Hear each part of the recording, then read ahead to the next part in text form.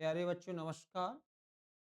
गणित पेपर 2023 राष्ट्रीय आय एवं योग्यता आधारित परीक्षा यानी राष्ट्रीय आय एवं योग्यता आधारित परीक्षा पर ये आपका 2023 में पेपर आया था। इसे मैं सॉल्व करा रहा हूँ और जो 2024 में पेपर आया था उसे मैं सॉल्व करा चुका हूँ और इसी के साथ शुभकामनाएं। प्यारे बच्चों, इसी में से पेपर आएगा आपका। और ये लीजिए, बहुत ही इम्पोर्टेंट सवाल लेकर आया हूँ, बहुत ही कलेक्शन लेकर आया हूँ। चलिए शुरू करते हैं।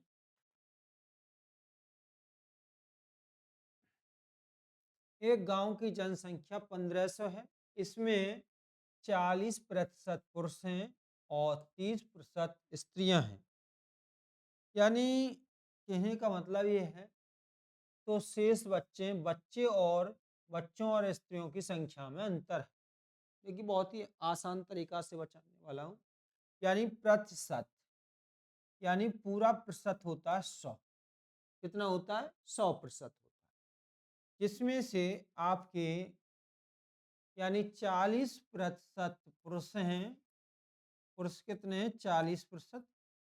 और 30% आपकी स्त्रियां हैं। स्त्रियां आपकी 30% है। तो देखो, कुल प्रतिशत होता है 100। तो 40 और 30 70 और 30 100, यानी 30% बच्चे हैं। 30% बच्चे हैं। अब कह रहा है बच्चों और स्त्रियों की संख्या में अंतर है।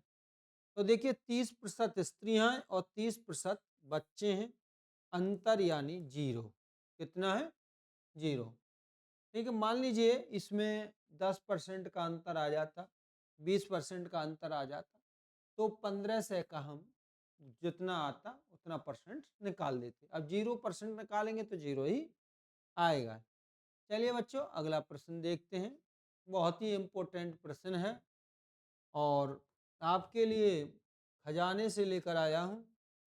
किन्हीं दो संख्याओं का योगफल 110 है, तो दोनों में बड़ी संख्या को छोटी संख्या से भाग देने पर क्रमशः भागफल 4 है और शेषफल 5 है, तो इनमें बड़ी संख्या है। देखिए, मान लीजिए बड़ी संख्या x है और छोटी संख्या y है, और जिनका योगफल है x प्लस में y, यानी इन दोनों का योगफल प्यारे बच्चों 110 है। मान लीजिए बड़ी संख्या x है और छोटी संख्या y है। प्यारे बच्चों, यानी हम क्या करते हैं, मान लीजिए ये 35 संख्या है और हमको 6 से भाग देना है। तो 6 पंजे 30। चलिए कुछ अलग ले लेते हैं, इसमें मामला ठीक नहीं लगेगा। ये लीजिए, हमने 37 ले लिया। 6 पंजे 30 और 6 6 36, बचा 1। अब हम दोनों में गुणा कर दें, भागफल यानी भाजक और भागफल से का दोनों का गुणा कर दें, और उसमें हम 6 6 36। ठीक है प्यारे बच्चों, यानी इन दोनों का हम कर दें गुणा। या हम और एक आसान एग्जाम्पल लेते हैं जिससे थोड़ा और समझ में आएगा, क्योंकि उसमें दोनों 6 के मिल गए थे।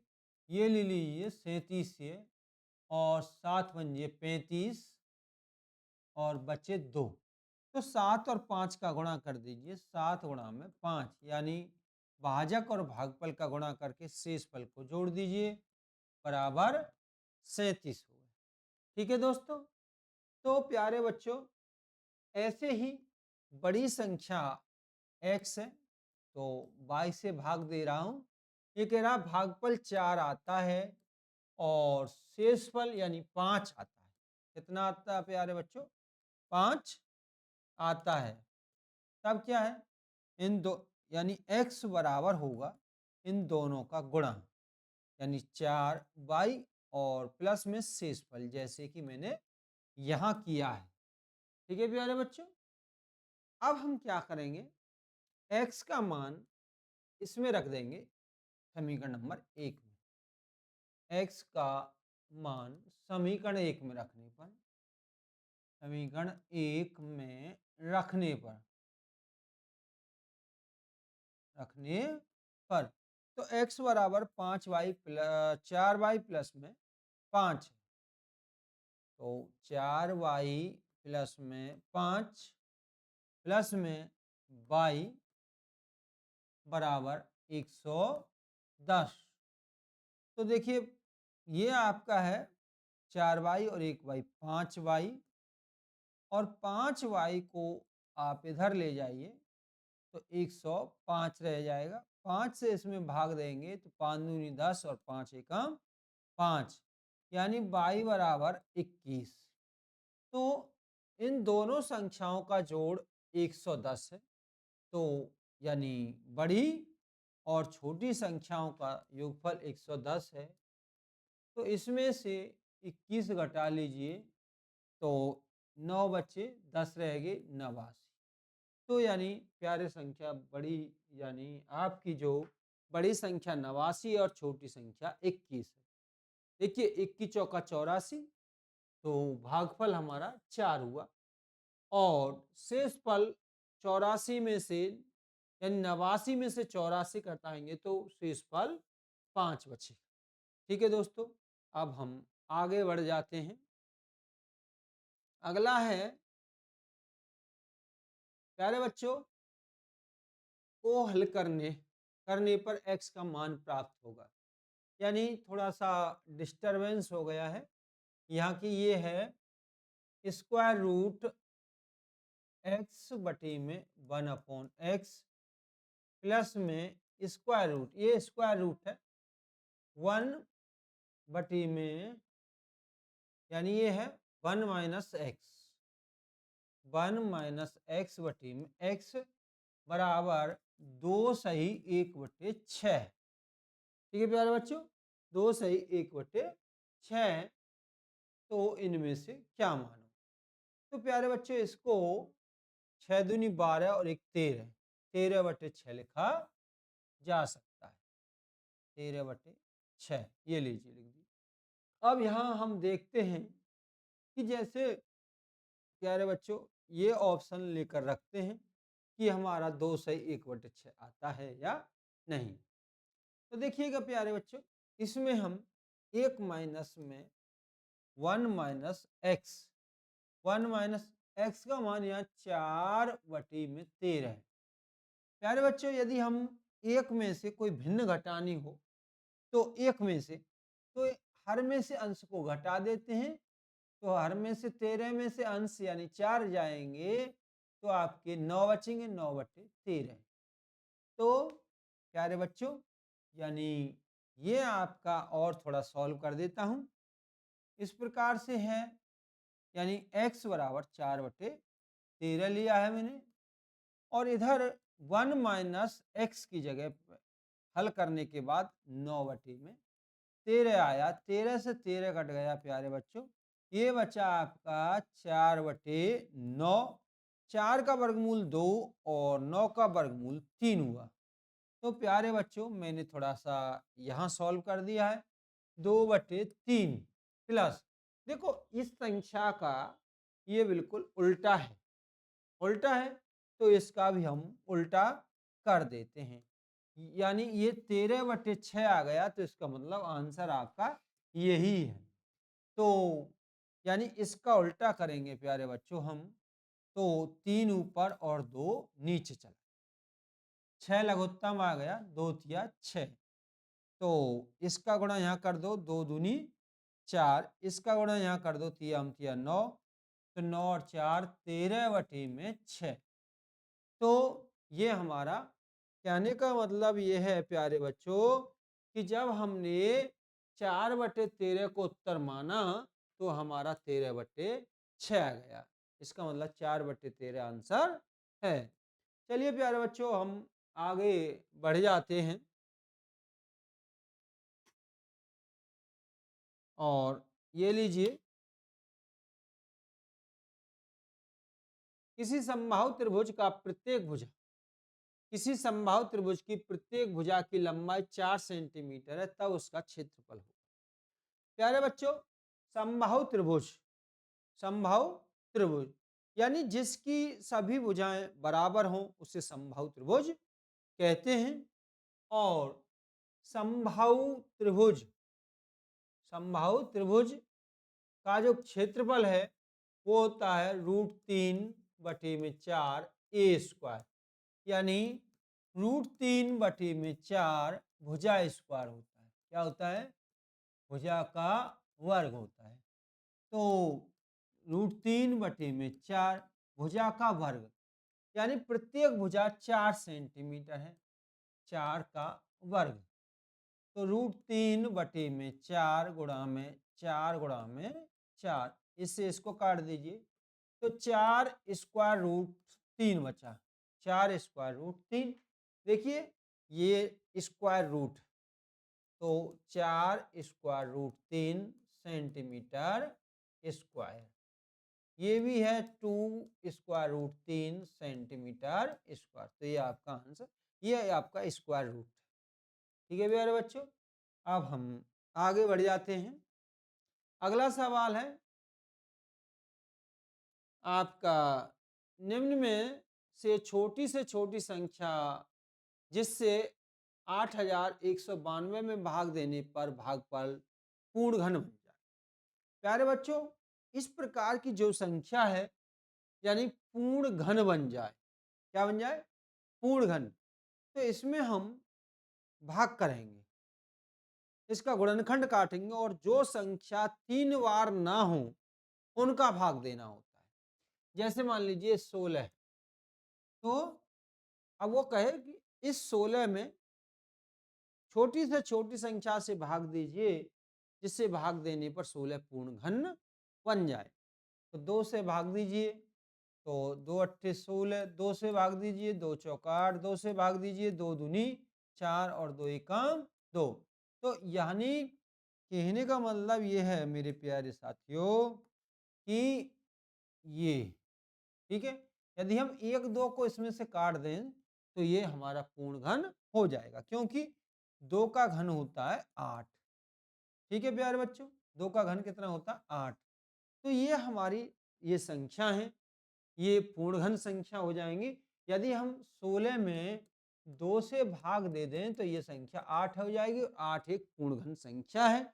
जैसा कि आप जानते हैं, कोई संख्या जिसकी यानी एक संख्या का 3 बार गुणा उस संख्या का घन कहलाता है, यानी पूर्ण घन कहलाता है। तो इसमें 4 2 के हैं तो 1 2 का हटाना पड़ेगा।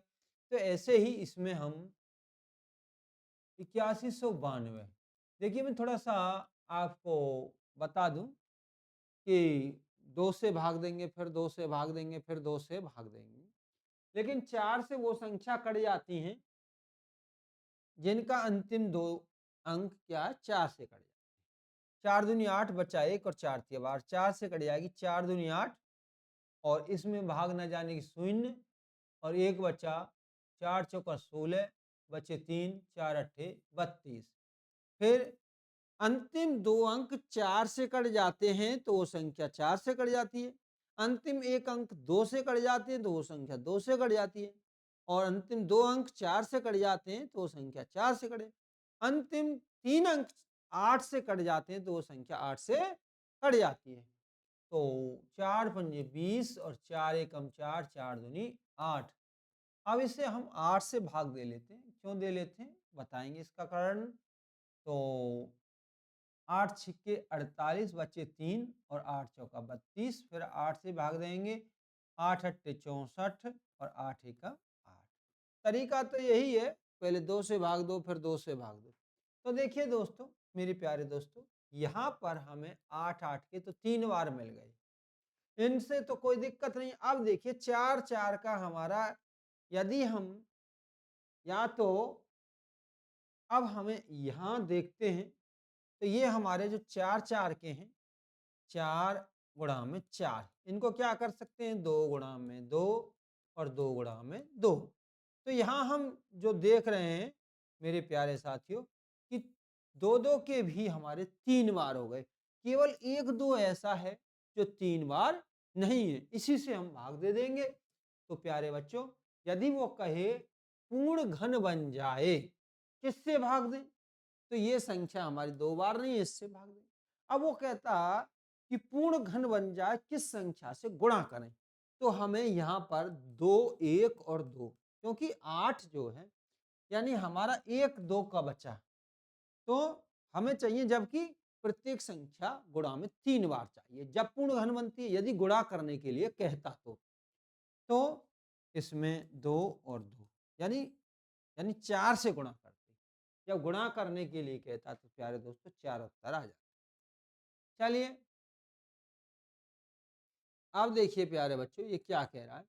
यदि किसी संख्या के 1/4 का 1/3 15 है, माना संख्या x है, संख्या के 1/4 का, यदि का की के हो तो गुणा चिन्ह लगा, 1/4 का 1/3 15 है, तो उस संख्या का 3/10वां भाग है, उस संख्या का 3/10वां भाग है। तो पहले ये निकाल लेते हैं। तो x 1 एकम 1 और 4 तिया 12 है, तो क्रॉस मल्टीप्लाई करेंगे प्यारे बच्चों, तो x बराबर 12 गुणा में 15, तो 12 गुणा में 15 हो गया। तो गुणा कर लो, 15 दूनी 30, वैसे गुणा ना करो तो भी अच्छा रहेगा, क्योंकि हमारी संख्या आ गई 15 गुणा में 12। अब कह रहा है कि इस संख्या का 3/10वां भाग निकालिए। 12 गुणा में 15 का जो है 3/10वां भाग, का माने गुणा, 3/10वां भाग निकालना है। तो 5 तिया 15 और 5 दूनी 10, 2 छिक्के 12, तो ये हो गया आपका 6 तिया 18, 18 तिया 54। तो प्यारे बच्चों वो संख्या 54 है, वो संख्या क्या है? 54 है। यानी गुणा भी कर लेंगे तब भी वही आंसर आएगा। 15 से काट दीजिए इसको, तो ये काट दीजिए, 15 दूनी 30, हंस लगी 15 दूनी 30 के 0, हंस लगी 3, और 15 और 3 18। ठीक है। अब इसका हम 180 का 3/10 निकालेंगे, तो 10 से ये 0 कट गए, 18 तिया 54, फिर भी 54 ही आया है। ठीक है प्यारे बच्चों, फिर भी 54 ही आया है। अगला है प्यारे बच्चों, थोड़ा समझ में है, घातांक करने आपने पढ़े होंगे तो 100% आपको समझ आ जाएगा। 2 की पावर n, 2 की पावर n माइनस 2 की पावर n माइनस 1 बराबर 4, तो n की पावर n का मान होगा। प्यारे बच्चों अभी आप ये देखो, माइनस 2 की पावर n माइनस n, 2 की पावर, यदि ये पावर माइनस हो तो बटे में चला जाएगा, 2 की पावर 1। 2 की पावर 2 होता तो ये यहाँ 2 की पावर, यहाँ -3 होता तो 2 की पावर 3 हो जाता, और 2 की पावर n प्लस में 3 होता तो 2 की पावर n गुणा में 2 की पावर 3।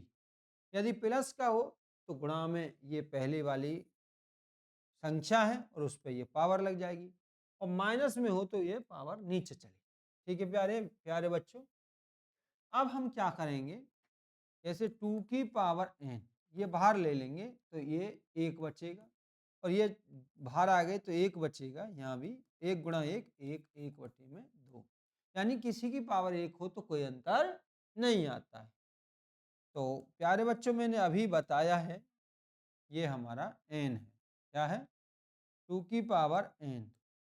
मेरे प्यारे बच्चों मैंने अभी बताया, यदि एक में से ये भिन्न घटानी हो, एक में से ये भिन्न घटानी हो, तो इस हर में से अंश को घटा दीजिए, 2 में से एक गया तो 1 और बटे में 2।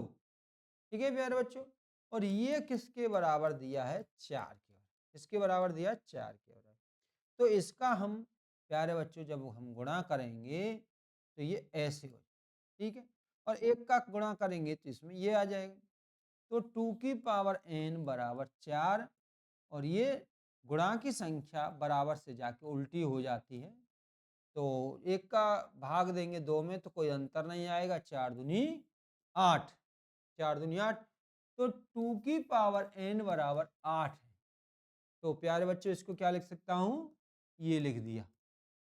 तो देखिएगा, तो 2 की घात 3 हो गया, 2 की घात 3।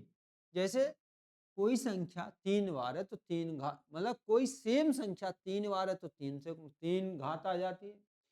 कोई संख्या मान लीजिए 5 गुणा में 5, 5 की संख्या 2 बार है तो 2 घात आएगी। ठीक है प्यारे बच्चों, तो यहाँ तुलना कर लेंगे, ये दोनों बराबर हैं तो ये भी बराबर होता है, तो n बराबर प्यारे बच्चों 3 हो गया। अब उसने पूछा है ये, यानी n का मान n बटे n, n बराबर 3 और 3 की घात 3 यानी 1 2 3, तियाम तिया नौतिया 27, नौतिया 27। ठीक है प्यारे बच्चों, ये आ गया। अगला प्रश्न है, यदि यदि किसी आयत की लंबाई चौड़ाई क्रम से 10%, 20% बढ़ा दी जाए तो उसका क्षेत्रफल कितने प्रतिशत बढ़ जाएगा। मेरे प्यारे दोस्तों, यानी इसी से मतलब नहीं है कि आयत की लंबाई 10% बढ़ जाए, चौड़ाई 10-20% बढ़ जाए तो क्षेत्रफल कितना परसेंट बढ़ जाएगा, इसी से मतलब नहीं है कि ऐसा भी कोई प्रश्न हो कि एक संख्या में 10% की वृद्धि हो जाती है, दूसरी संख्या में 20% की वृद्धि हो जाती है, तो बताइए कितने प्रतिशत की वृद्धि हो जाएगी। ठीक है, तो आपको बहुत ही आसान है, दोनों परसेंटों को आप लोग जोड़ लेना, जोड़ लिया और प्लस लगा के दोनों परसेंटों का गुणा करके बटे में 100 कर देना।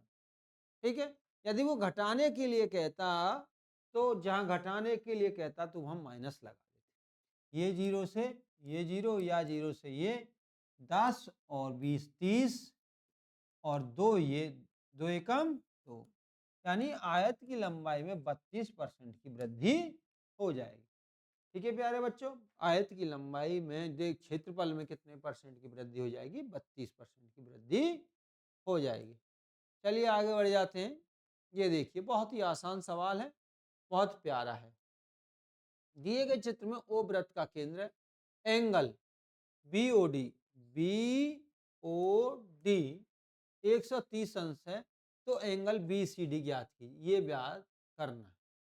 ठीक है प्यारे बच्चों, देखिएगा ये जो है आपके, ये एंगल है 130, दिख रहा होगा, तो ये एंगल केंद्र पर बना एंगल है, जो ये केंद्र पर बना एंगल है इसका ये एंगल आधा होता है, तो 130 का आधा हुआ 65, तो ये 65 अंश होगा प्यारे। ठीक, और ये एक चक्रीय चतुर्भुज, यानी कहने का मतलब है कि एक त्रिभुज में जो बनता है कोण, एक त्रिभुज में कि ये क्या है, एक वृत्त है, और वृत्त में यदि हम चक्रीय चतुर्भुज खींचें तो उसके सामने के कोणों का योग 180 अंश होता है।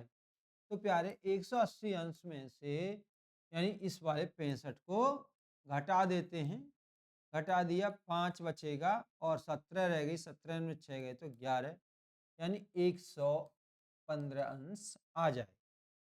ठीक है, 115 डिग्री आ जाएगा। हिंदी में अंश कहते हैं और अंग्रेजी में डिग्री कहते हैं।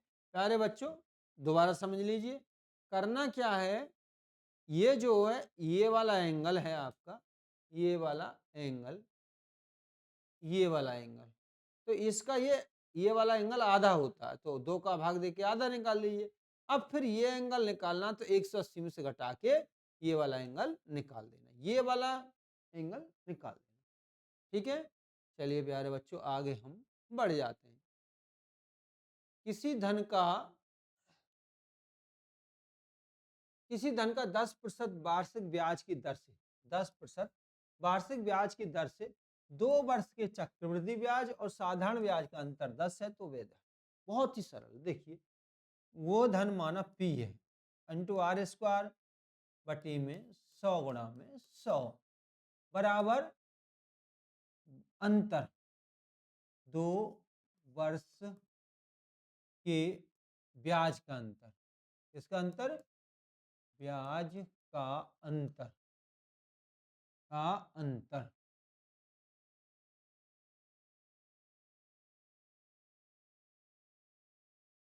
ठीक है, तो P P है मूलधन, मूलधन निकालना है, दर है 10%।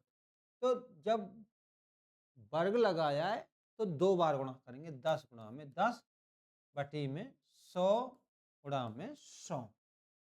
अब है प्यारे बच्चों 2 वर्ष के ब्याज का अंतर भी 10 दिया हुआ, ये जीरो से ये जीरो कट गई और इस जीरो से ये जीरो कट गया, यानी चलिए ऐसे ठीक नहीं लग रहा है, 10 100 गुणा में 100, ये जीरो से ये जीरो, ये जीरो से ये, तो ये वाला 100 बचा।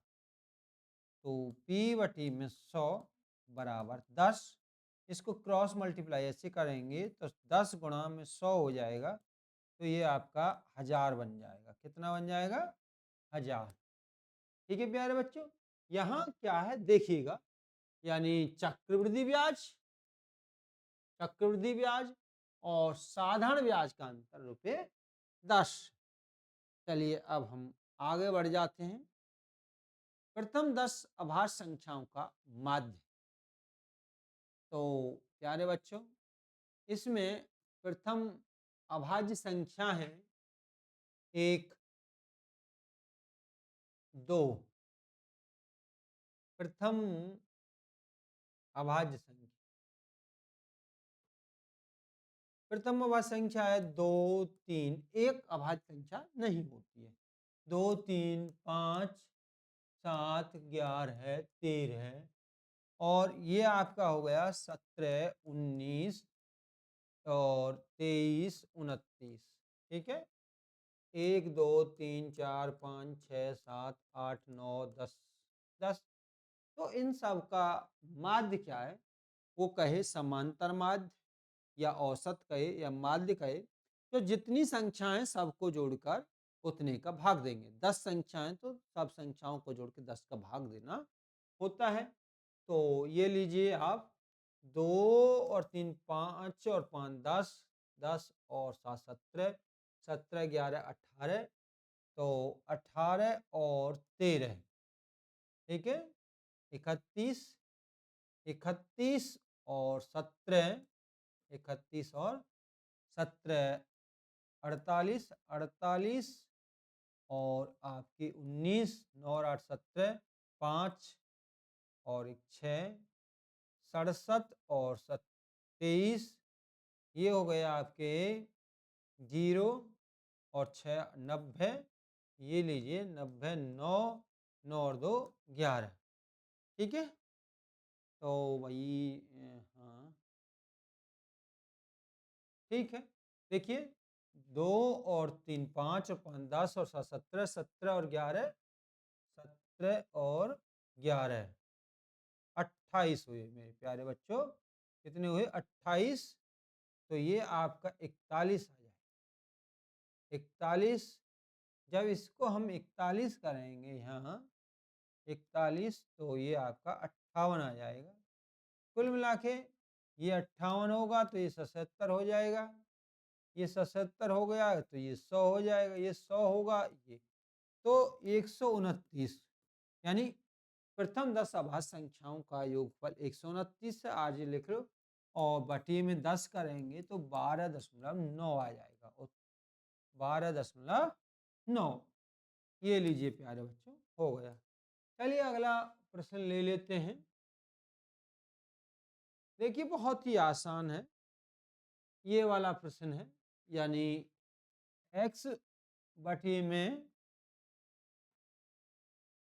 प्रश्न है x बटी में 5 और y बटी में 8।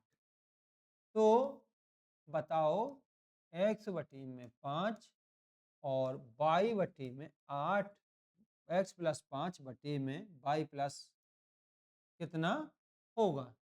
ठीक है प्यारे बच्चों, तो दोनों तरफ हम 1 जोड़ देंगे, x पे जोड़ दिया, दोनों तरफ 1 जोड़ दिया हमने।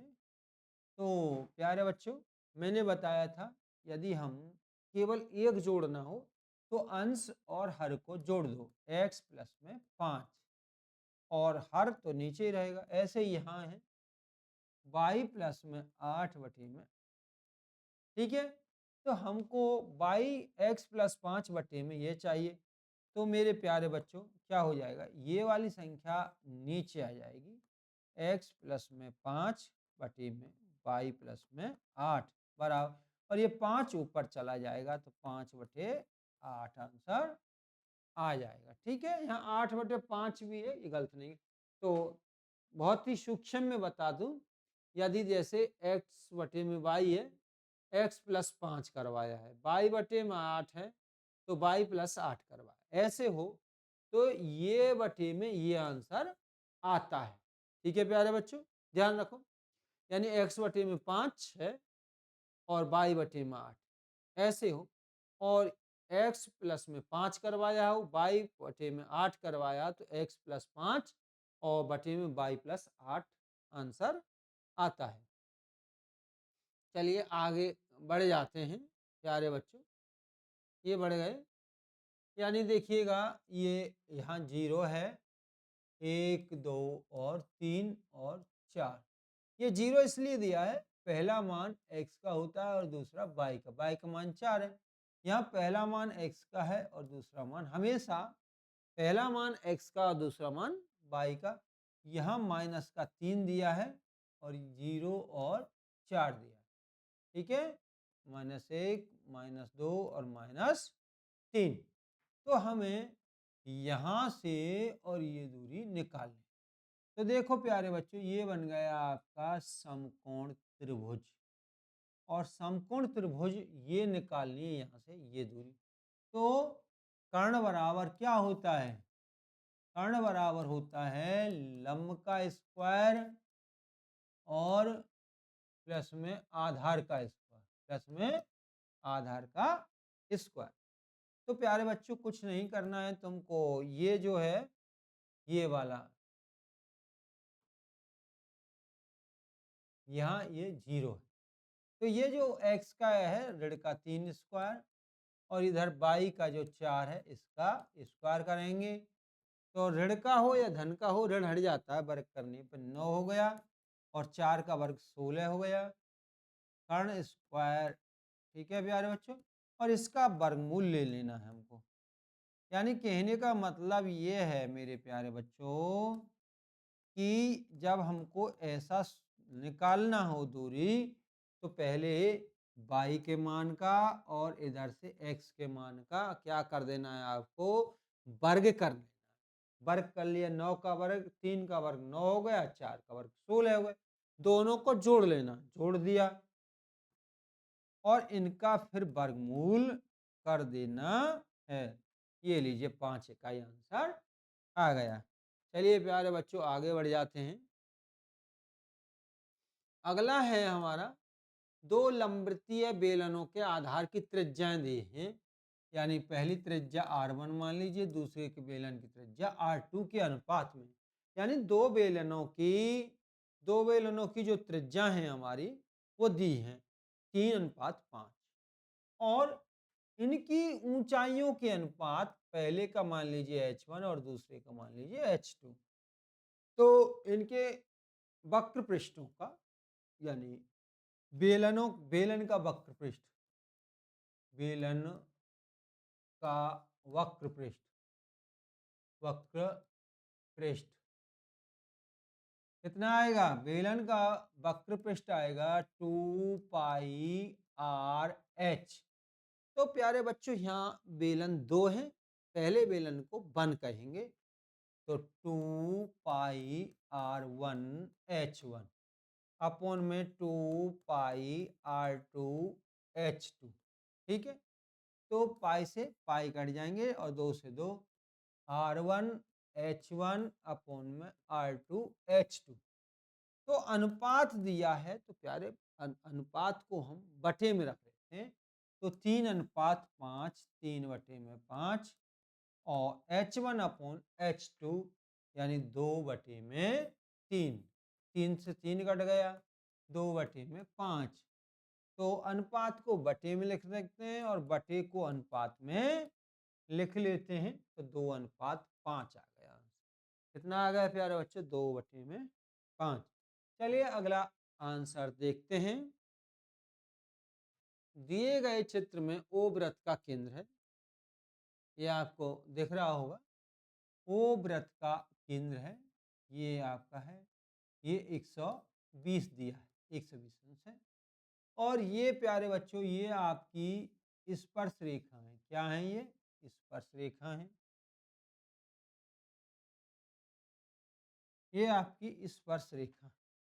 तो प्यारे बच्चों, ये हमको निकाल, सीधी सी बात है, जब ये निकालना हो तो 180 में से घटा देना, 180 माइनस 120, 60 अंश। ये आपका 60 अंश हो जाएगा। प्यारे बच्चों, यदि आपका ये दिया है और ये निकलवाना है, तब भी वही काम करना है, 180 में से घटा देना है। चलिए अगले देखते हैं। देखिए प्यारे बच्चों, इसे निकालने का बहुत ही आसान तरीका बता देता हूँ कि इनमें से उत्तर रखो और जीरो आ जाए, वही मूल है। चलिए हम देखिए, इसमें दो माइनस के हैं, माइनस का एक्स स्क्वायर माइनस का 2x प्लस के 3 के मूल है। एक्स, ये जो दो मान हैं, ये 1 और 2, तो इन पहले आप ये ऐसा मान देखिए जिसके रखने पर ये जीरो हो जाए। तो मैं प्लस का 1 रखूं क्योंकि सबसे छोटा यही है। एक्स बराबर मैं क्या रख के देखूं? 1। तो ऋण माइनस का यानी प्लस का, ये है हमारा 1 का स्क्वायर और 1, ये जीरो हो गया तो एक मूल है। तो 1 का स्क्वायर 1, ऋण माइनस के 2 प्लस के 3, इन दोनों का गुणा करेंगे, 2 एकम 2, तो -3 प्लस 3 बराबर 0, एक मूल मिल गया। चलिए इसको भी हम आजमा के देख लेते हैं, ऋण के 3 को। तो प्यारे बच्चों, ऋण का एक्स स्क्वायर माइनस के 2x प्लस का 3, तो ऋण और ऋण के 3 का स्क्वायर करेंगे, ऋण का 2 और ऋण के 3 प्लस में 3। ठीक है प्यारे बच्चों, अब हम क्या है, ये लीजिए, तो ऋण का स्क्वायर होता है धन और 3 का स्क्वायर 9, ऋण गुणा ऋण धन हो जाता है, ऋण गुणा ऋण कितना होता है? धन 3 दूनी 6 प्लस में, प्लस के 3 और प्लस के 6 9, और ऋण का 9 बराबर 0, यानी ये हमारे मूल आ गए। इस प्रकार से मूल निकलवाना हो तो किसी एक को रख के देखना, जो एक मान दिया हो, पहले सबसे छोटी संख्या को रख के देखना। ठीक है प्यारे बच्चों, उसमें 0 हो जाए तो उसके पहले अक्षर को भी रख के देख लेना। यदि 3 1 3 भी दिया होता तो पहले भी एक, जब भी हम एक को ही रखते। चलिए आगे बढ़ते हैं। तो अब है हमारा ये आंसर। ठीक है प्यारे बच्चों, जो इम्पोर्टेंट प्रश्न है मैंने करा दिए हैं।